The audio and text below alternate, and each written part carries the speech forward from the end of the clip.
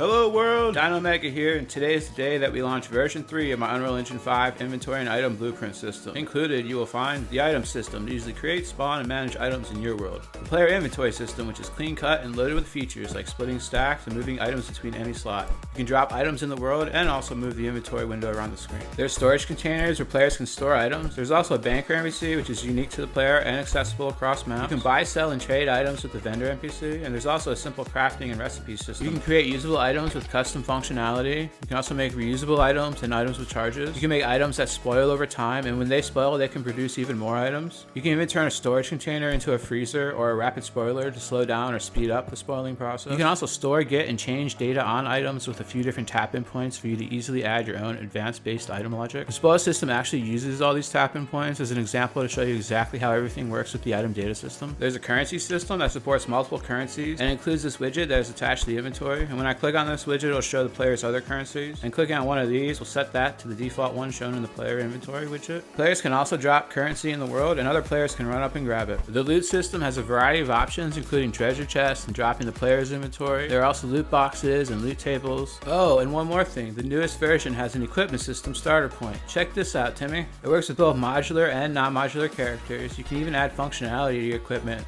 like these nifty rocket boots or this trinket that makes you shrink. Equipment can be mirrored for things like boots and gloves. You can even have multiple slots for the same equipment type, like for rings and trinkets. I've also included examples for a melee weapon and automatic and semi-automatic range weapons. By default, weapons do equip to the player's hotbar, and everything else equips to this equipment tab that is connected to the player's inventory. This asset is multiplayer ready and fully replicated. It works across all levels and also saves and loads everything automatically for you. It supports gamepad and uses the enhanced input system for the majority of the input events. Dino, this sounds like a lot. How hard is it to set up? Getting started is very easy. Just add one component to your player controller and the core of the system, and all the interactables are ready to go.